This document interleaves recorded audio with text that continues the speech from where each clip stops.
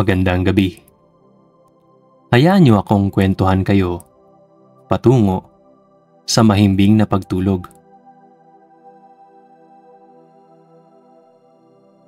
Sa unang bahagi ng kwento, sinundan natin si Amihan, isang batang isinilang sa ilalim ng liwanag ng buwan at itinakdang maging babaylan gaya ng kanyang ina. Sa kanyang mga panaginip, paulit-ulit niyang nasasaksihan ang isang malaking apoy na tila nagbabadya ng panganib. O di kaya, isang mas malalim na paanyaya.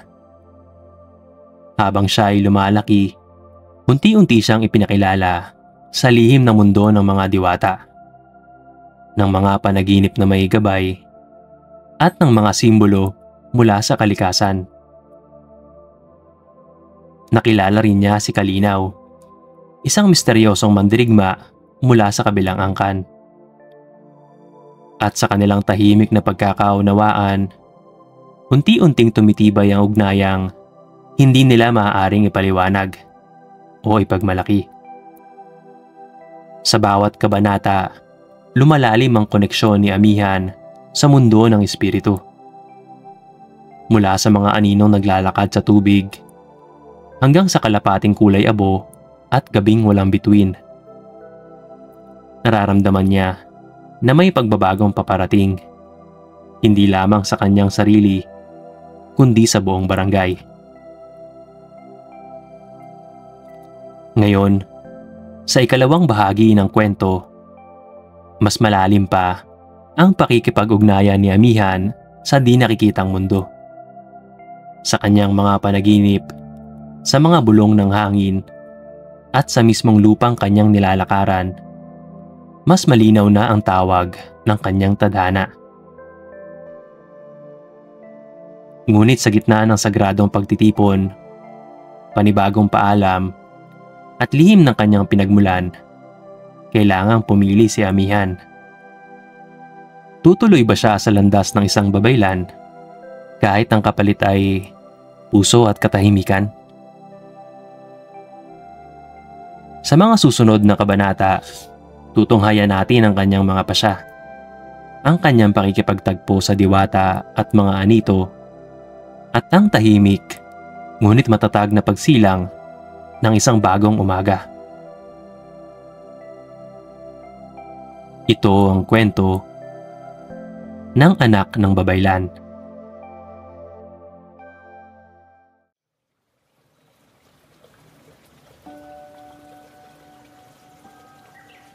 Kapag ang tubig ay nagpakita ng aninong hindi sa atin, huwag agad mangamba.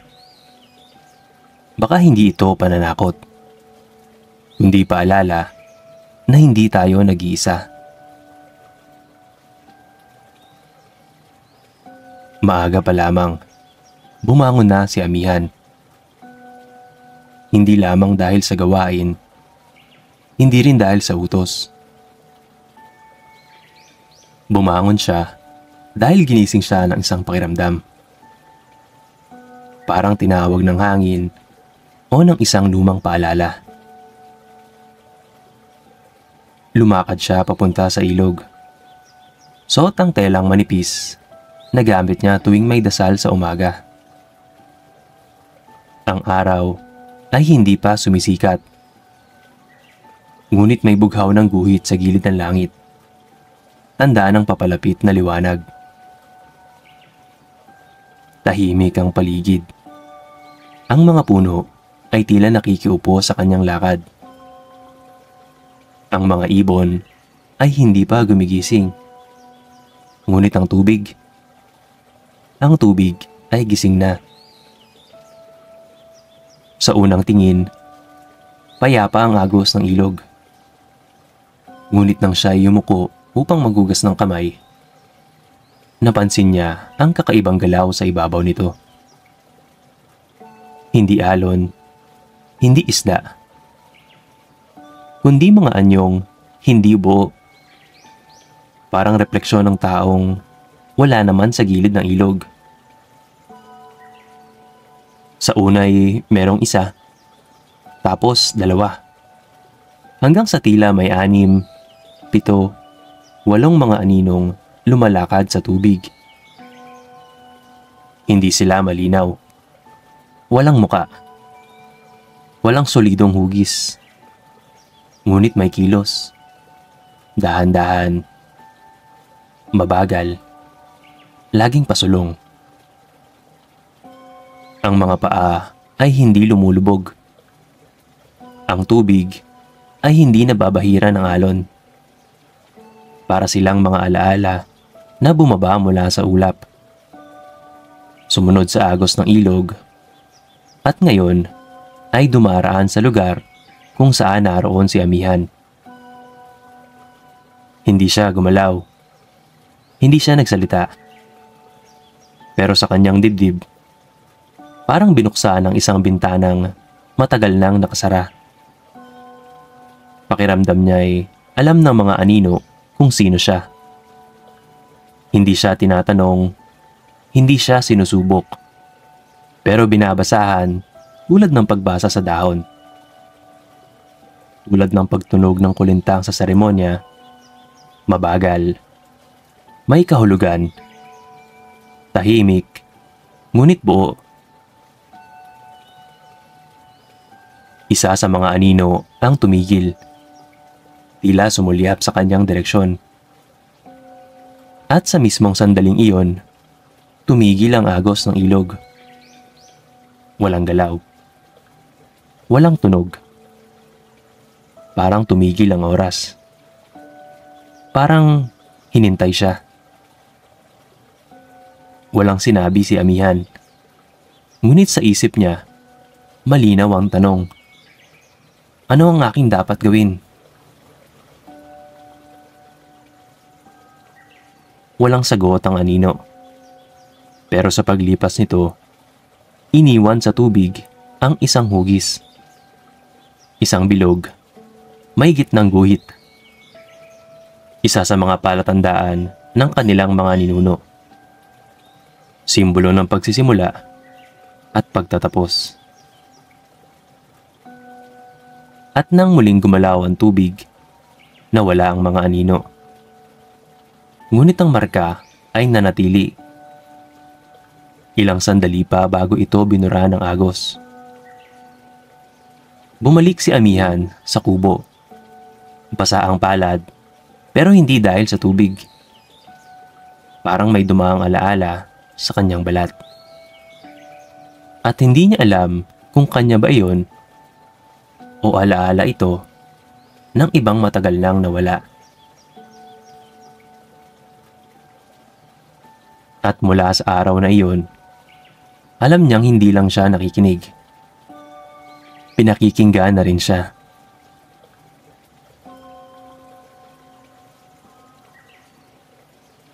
May mga gabing madilim. Hindi dahil walang ilaw, kundi dahil walang kasagutan. Ilang araw na ang lumipas mula nang makita ni Amihan ang mga aninong lumalakad sa tubig. Sa bawat paghinga ng kagubatan, tila may kasabay na paghinga rin sa loob ng kanyang katawan. Hindi niya maintindihan kung ito ba ay pasimula ng pag-unawa o paanyaya sa isang hakbang na hindi pa niya alam kung dapat bang tahakin. Hanggang sa dumating ang gabi. Isang gabi na wala ang mga bituin. Hindi ito masyadong napansin ng ibang taga-barangay. Pero sa karamihan, ang ulap ay sadyang makapal. Maaaring may ulan, maaaring wala. Sa paningin ng ordinaryong mata, ito ay karaniwang gabi. Pero para kay Amihan, hindi ito karaniwan. Dahil kahit ang buwan ay nawala. Ang kalangitan ay isang blankong tela. Wala ring ihip ng hangin. Wala ring huni ng mga kuliglig. Ang mga puno ay hindi gumagalaw. Parang natutulog ng may kaba. Parang ang buong kagubatan ay nakikiramdam. Ngunit walang sinasabi. Sa kanilang kubo, Si Daya ay naglagay ng 3 kandila sa altar, kahit wala namang seremonya. Hindi ito ay pinaliwanag. Hindi rin tinanong ni Amihan. Ngunit ramdam nila pareho. May ibang bigat sa gabi. Humiga siya ng maaga, ngunit hindi makatulog. Sa ilalim ng kanyang unan, naroon pa rin ang kulay abong balahibo ng kalapati. Sa tabi ng kanyang banig, nakalagay ang dahon ng bulong na una niyang natanggap mula sa gubat. Tinignan niya ang kisame ng kanilang kubo, na dati ay puno ng galaw ng mga alitap-tap, ngayon ay tahimik at malamig. Tahimik, pero hindi payapa. Tahimik, na para bang may hindi dumating. At sa gitna ng katahimikan, naramdaman niya ang isang pananahimik. Hindi ito galing sa kanya. Hindi rin ito galing sa paligid. Ito ay parang isang pagkakabingi ng mundo. Isang pagtigil ng awit. Hindi dahil tapos na ito, kundi dahil may inaabang ang tugtog. Parang lahat ng bagay ay nag-aalangan kung tutuloy ba sa dating takbo. Parang ang oras ay nasa gilid ng talon. Hindi pa bumabagsak, pero naroon na. Nakalaylay, naghihintay ng senyas. Sa kanyang panaginip, wala ring dumalaw. Walang apoy, walang ulap, walang anino, kundi isang blankong espasyo at isang pakiramdam na may mga bagay na hindi dapat mawala. Pagmulat niya, hindi siya agad bumangon. Sa halip, pinikit niyang muli ang mga mata. Hindi upang bumalik sa tulog, kundi upang makinig sa loob. At doon niya naramdaman ang pinakaunang patak ng malamig na pawis sa kanyang noo. Hindi dahil sa takot, kundi dahil sa tiyak na kaalaman na ang katahimikan ay bahagi ng ritual.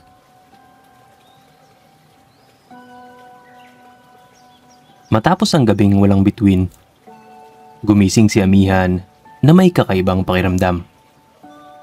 Hindi masama, hindi rin magaan. Para bang may kirot sa kalamnan na hindi mula sa pagod, kundi mula sa pagtawag. Ang hangin ay bumalik, ngunit may lasa itong bago. May alat, parang asin. Parang galing sa dagat, kahit napakalayo ng baybayin mula sa kanilang barangay. Nang araw ring iyon, pinatawag siya ng kanyang ina. Tahimik lamang si Daya, habang inaabot ang isang telang pulang may bordang ginto sa gilid. Isang telang hindi pa niya kailanman nasilayan. Hindi pinaliwanag. Walang salita. Isang senyas lamang. At sumunod si Amihan. Ang daan ay hindi pamilyar. Hindi ito ang gubat na alam niya. Hindi rin ang kuweba na minsan niyang pinuntahan noong bata pa siya. Ito ay bagong landas. Makitid, malilim, at pataas. Ang bawat hakbang niya ay parang hinahakot mula sa ilalim ng mga ugat, hindi mula sa kanyang sariling lakas. Nang makarating siya sa dulo ng landas, bumungad sa kanya ang isang bukas na espasyo. Isang luntiang lupang naliligiran ng mga batong basa, at sa gitna ay may altar. Hindi ito gawa ng tao. Ang batong altar ay hugis kalahating buwan. May gitnang uka kung saan bumubulwak ang tubig alat mula sa ilalim ng lupa. Paunti-unti itong umaagos. Lumilikha ng tunog na parang paghinga ng dagat. Sa gilid ng altar, may maliit na apoy. Hindi mula sa posporo, hindi rin mula sa uling. Galing ito sa isang batong pula na may basag sa gitna. Ang apoy ay hindi lumalakas. Hindi rin nauubos. Tila naroroon lamang upang maging saksi. Pumwesto si Amihan sa gitna ng dalawang elemento. Sa kanyang harapan, tubig na maalat, malamig, at dumadaloy. Sa likuran naman, apoy na hindi nangangagat, ngunit palaging gising. Walang nagsabi kung anong dapat gawin. Pero ang kanyang katawan ay gumalaw mag-isa. Umupo siya sa batuhan. Ipinatong ang kanyang mga palad sa lupa at ipinikit ang kanyang mga mata. At doon nagsimula. Ang kanyang paghinga ay bumagal. Ang tibok ng puso ay sumabay sa lagaslas ng tubig. Sa bawat paghinga niya, nararamdaman niya ang pag-init ng hangin sa likod niya at ang paglamig ng lupa sa ilalim. Parang nililinis siya mula sa loob. Sa di kalayuan, nagsimula ang pag-ikot ng mga ibon. 1, 2, 5, hanggang 10. Hindi sila umiingay. Parang nagbabantay. Parang sumasabay sa dasal na tila naiintindihan nila ang ibig sabihin nito. At dumilat siya. May bagong marka sa kanyang palad. Isang manipis na guhit ng pula at bughaw. Tila gawa ng araw at dagat. Hindi ito masakit. Hindi ito malagkit. Parang isa lamang itong pirma ng dagat, ng apoy, at ng oras. Pag-uwi niya, hindi siya tinanong ng kanyang ina. Ngunit pagkahiga niya sa banig, napansin niyang wala na sa ilalim ng kanyang unan ang kulay abong balahibo. At sa kanyang puso, alam niyang hindi ito nawala. Ipinasa lamang ito sa hangin. May mga puno na hindi lamang nakatayo para sumilong tayo sa lilim. Ang ilan, nagdadala ng alaala. Nakaukit sa ugat, hinihintay lang madiskubre. Hindi sigurado si Amihan kung bakit dinala ng kanyang mga paa ang katawan niya roon. Wala namang dahilan. Wala ring utos. Basta isang hapon, matapos ang mga karaniwang gawain, nagising na lang siyang nasa paanan ng matandang puno ng balete. Isang punong tahimik na lumaki sa pagitan ng dalawang bangin. Hindi tinatahak ng kahit sinong taga-barangay. Ang puno ay matagal lang itinuturing na banal. Hindi na nilalapitan, hindi na tinitignan ng matagal, pero inaalagaan. Hindi dahil sa takot, kundi dahil sa respeto. Para bang may sariling buhay at sariling alaala na mas mainam hayaan sa katahimikan. Ngunit ngayong araw, tila siya ay inaanyayahan. Lumapit siya. Marahang tinapakan ng ugat na parang braso ng matandang nakahandusay. Sa ilalim ng lilim ng puno, malamig ang hangin kahit tirik ang araw. Tahimik. Wala ni isang insekto. Wala ring huni ng ibon. Para bang lahat ng ingay ng mundo ay huminto. Para bigyang daan ang kanyang pakikinig. Sa kanyang pagtayo sa tabi ng katawan ng puno, may napansin siyang biyak sa katawan ng kahoy. Hindi bago at malalim. Isang hiwa lang na parang pinunit ng panahon. Sa loob nito, may isang lumang papel. Pinatuyo at nakatiklop.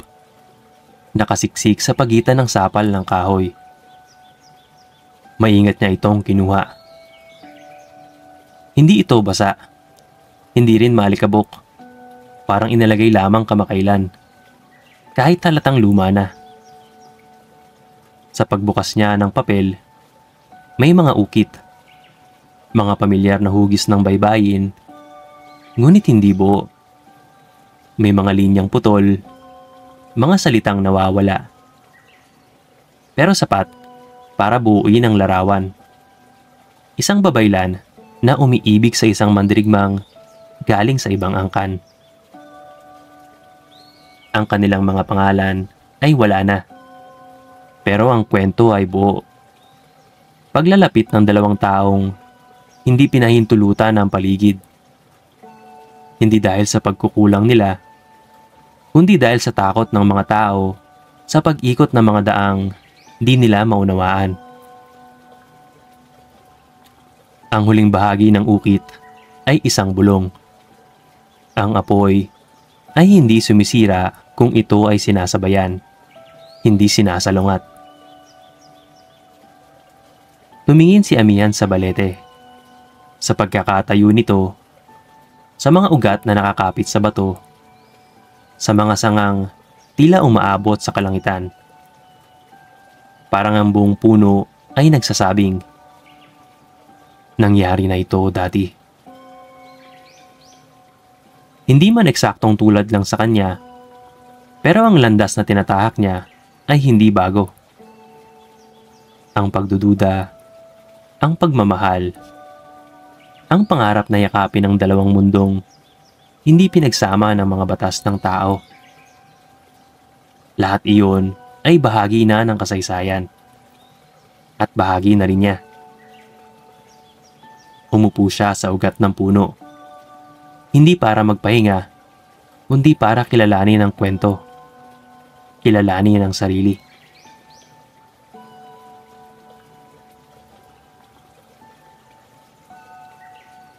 Hindi palaging sigaw ang anyo ng paglaban. Minsan, ang unang senyales ng pagbagsak ay isang luha na walang paliwanag. Ang araw ay nagsimula gaya ng dati. Tahimik, magaan, ngunit may parang bigat na nakatago sa ilalim ng balat ng lupa. Walang malakas na hangin. Walang ulan. Ngunit sa hangin, may amoy ng lupa na basa kahit walang patak mula sa langit. Si Amihan ay nakaupo sa gilid ng palayan, kasama ang ilang taga-barangay na nag-aalaga ng mga pananim. Ngunit habang ang iba ay abala sa pagtatanim, napansin niya ang kakaibang bagay. Ang lupa sa kanyang paanan, bahagyang gumagalaw.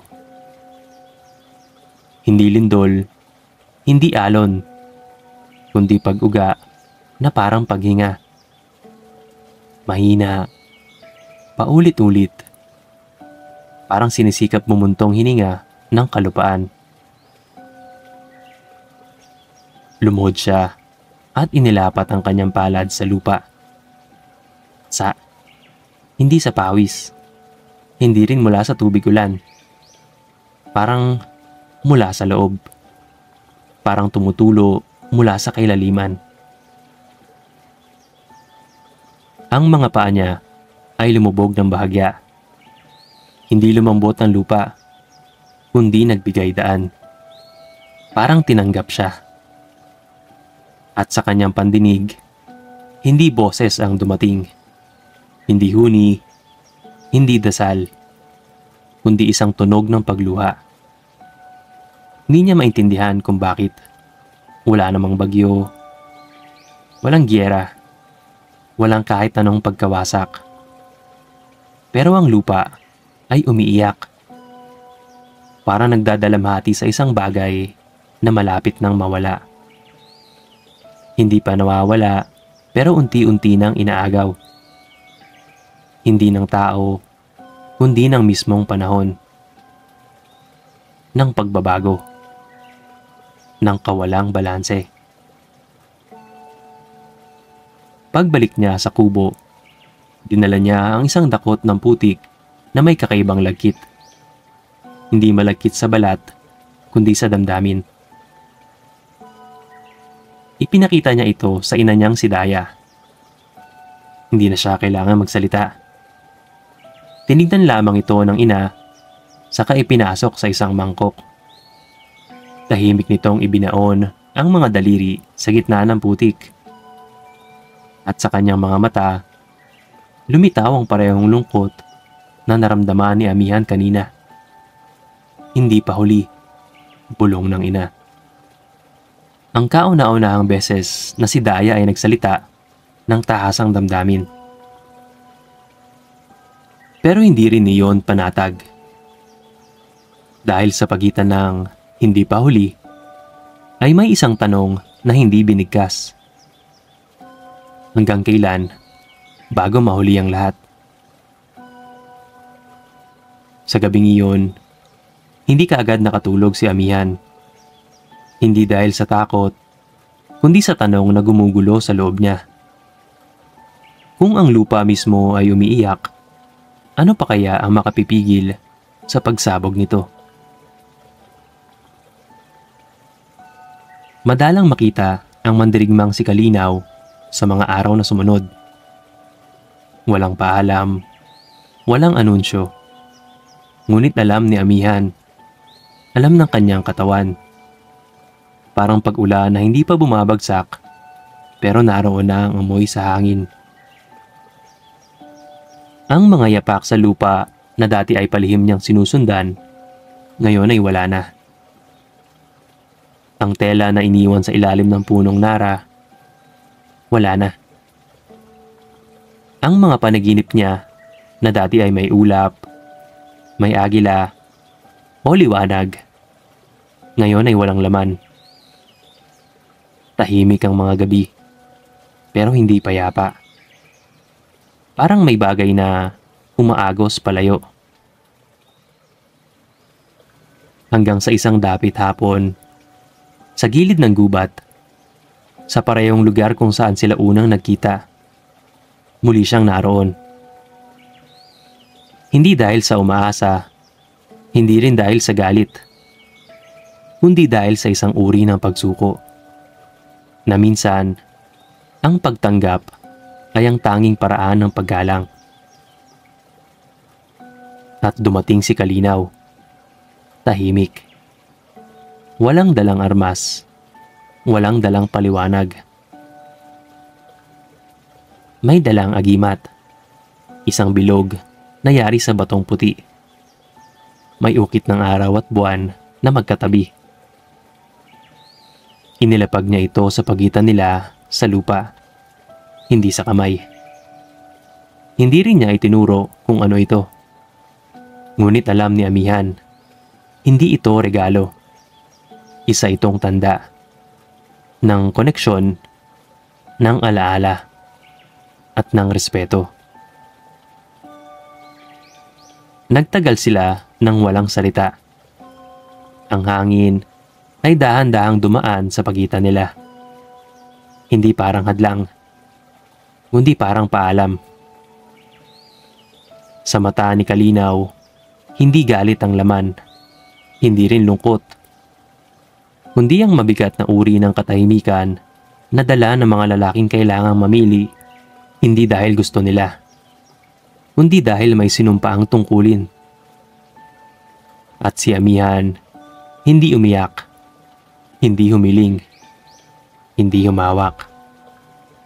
Tumango lamang siya. At sa simpleng pagtangong iyon, pinayagan niya itong umalis. Sa kanyang paglalakad paalis, hindi na lumingon si Kalinaw at hindi na kailangan. Sa kanyang mga palad, nanatili ang init ng presensya.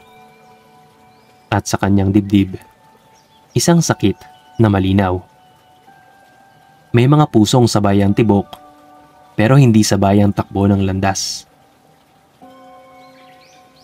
Sa gabing iyon, isinabit ni Amihan ang agimat sa gilid ng kanyang banig.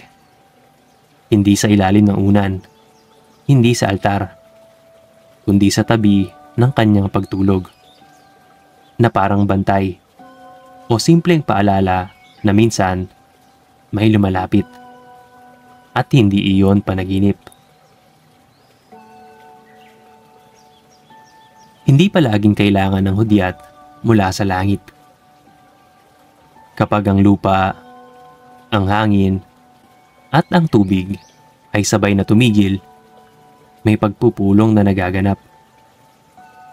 Nagsimula ito sa panaginip, gaya ng karamihan, ngunit hindi tulad ng dati. Hindi ito isang lugar, hindi rin isang eksena. Ito ay parang kawalan. Walang kulay, walang tunog, walang direksyon. Hanggang sa isang liwanag ang lumitaw. Maliit sa simula, gaya ng alitaptap sa malayong ilog. Ngunit unti-unti itong lumawak, sumayaw, at humati sa dilim. At mula rito, isa-isang lumitaw ang mga diwata. Hindi sila naglakad. Hindi rin sila lumulutang papalapit. Sila ay naroroon. Sa paligid, sa ibabaw, sa ilalim, at sa loob niya. Iba't ibang anyo. May anyong hangin, may anyong ulap, may katawan ng tubig, at ang ilan, apoy lamang ang hugis.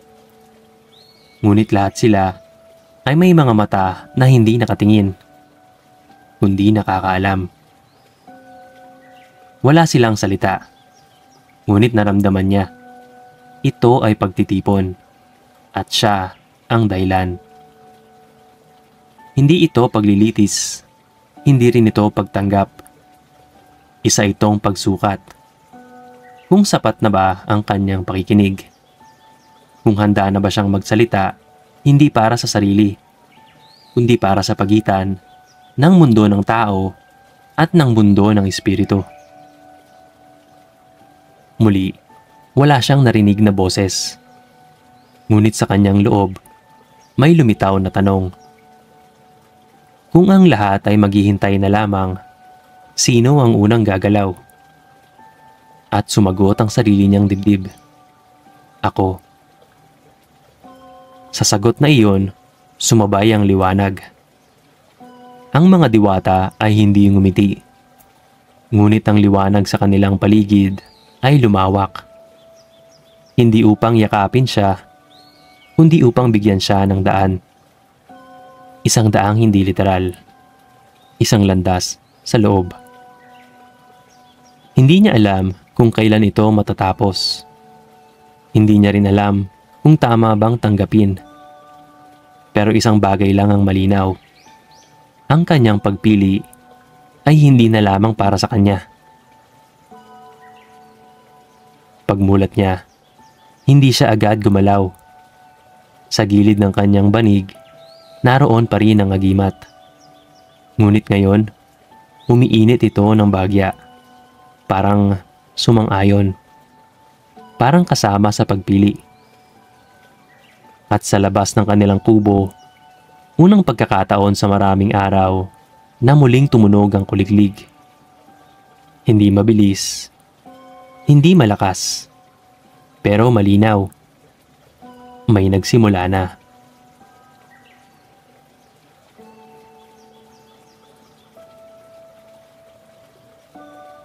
May mga dasal na hindi kinakanta, hindi binibigkas.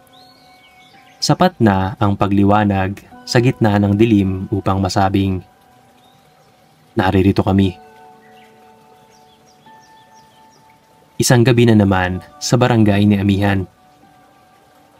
Ngunit ngayong gabi, ibang dilim ang bumalot sa paligid. Hindi na ito mabigat.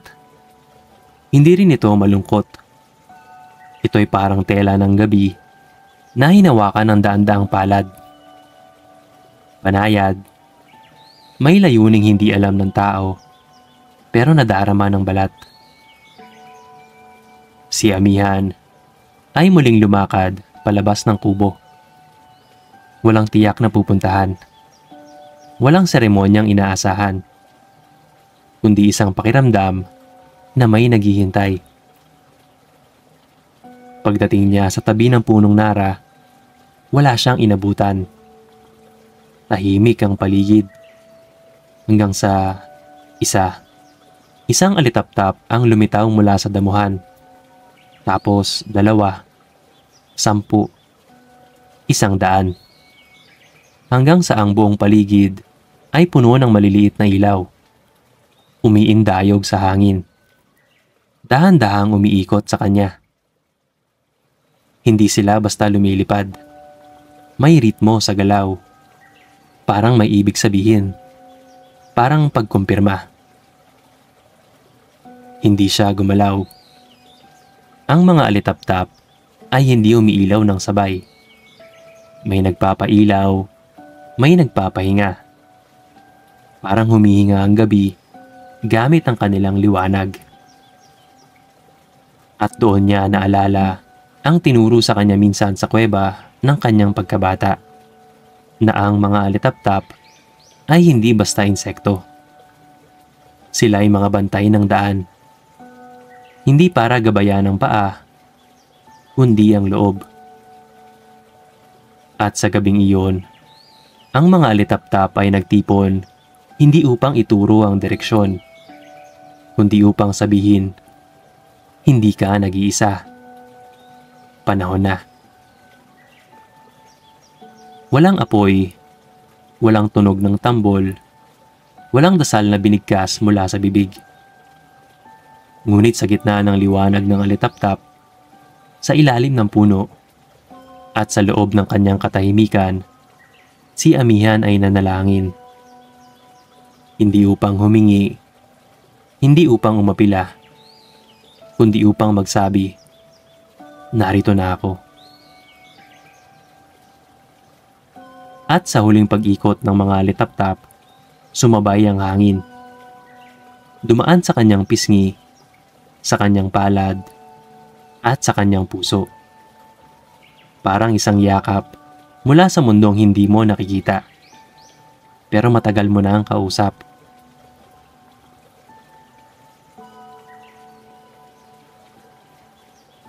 Hindi lahat ng pagpili ay may kasamang sigaw. Minsan, ang pinakamalalim na desisyon ay ginawa sa gitna ng katahimikan, habang nakatingin sa kalooban ng sarili. Hindi na hinintay ni Amihan ang panaginip. Hindi na siya nanghingi ng tanda.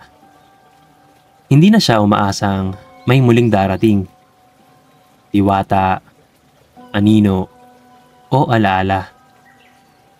Dahil sa loob niya, ang galaw ng hangin, ang sikip ng dibdib, ang init sa palad, lahat iyon ay hindi paalala. Lahat iyon ay sagot. Lumabas siya sa kanilang kubo habang madilim pa. Ang langit ay nangingitim-ngitim na bughaw. Palatandaan na malapit na ang araw. Ang mga huni ng ibon ay isa-isa nang bumabalik. Hindi maingay, hindi sabay-sabay, pero sapat upang marinig na gumagalaw muli ang mundo. Dala niya ang ilang bagay. Ang agimat mula kay Kalinaw, ang balahibo ng kulay abong kalapati, ang marka sa kanyang palad mula sa altar ng alon na tapoy, at ang kanyang sarili, uuman o hindi, pero handa. Muli siyang bumalik sa kuweba ng kanyang pagkabata. Hindi siya sinamahan ng ina. Hindi na niya kailangan ng gabay. Hindi na siya tagapagsunod ng yapak. Siya na ang mag-iiwan ng sarili niyang bakas. Sa loob ng kuweba, walang nagbago. Ang mga ukit sa bato, ang amoy ng bulong at tabo, at ang bilog na altar. Lahat ay naroon, tahimik na naghihintay. Lumuhod siya sa harapan ng altar. Hindi upang humingi ng pahintulot, kundi upang sabihing, pinipili ko ito. Hindi dahil sa utos ng ina, hindi dahil sa pamana, hindi dahil sa mga panaginip, hindi dahil sa isang pag-ibig na hindi na niya kayang hawakan. Pinili niya ang landas ng babaylan, hindi bilang daluyan ng kapangyarihan, kundi bilang daluyan ng pag-asa, ng pagbabago, ng pag-unawa. At habang nakaluhod, naramdaman niyang may dumaang liwanag sa kanyang balikat. Hindi bigat, kundi presensya. Parang hinaplos siya ng hangin, ng apoy, ng tubig, at ng lupa. Parang hinaplos siya ng mga diwatang tahimik na nagtipon. Hindi upang tanungin siya muli, kundi upang sabayang tahakin ang pinili niyang landas. Paglabas niya ng kuweba, ang unang sinag ng araw ay tumama sa kanyang muka. At sa kanyang anino, may bagong anyo. Hindi bata, hindi tagapagsanay, kundi isang gabay. Hindi para sa lahat, kundi para sa mga tulad niya. Mga tumatawid sa pagitan ng nakikita at nararamdaman.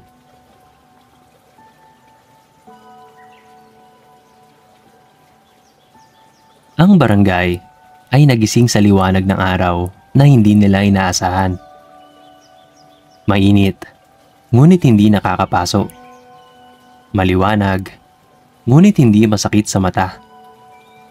Parang liwanag na dumarampi, hindi sumusugod. Ang mga puno na dati ay lumuluha ng hamog, ngayon ay tahimik na tumatayo sa ilalim ng araw. Ang mga kuliglig na dati ay nawala ng tinig, muling sumabay sa hangin. Maging ang ilog, ang minsan naging daan ng mga anino, ngayon ay malinaw. Dumadaloy na parang panibagong awitin. Sa gitna ng lahat ng ito, naroon si Amihan. Hindi na siya tinatawag na anak ng babaylan.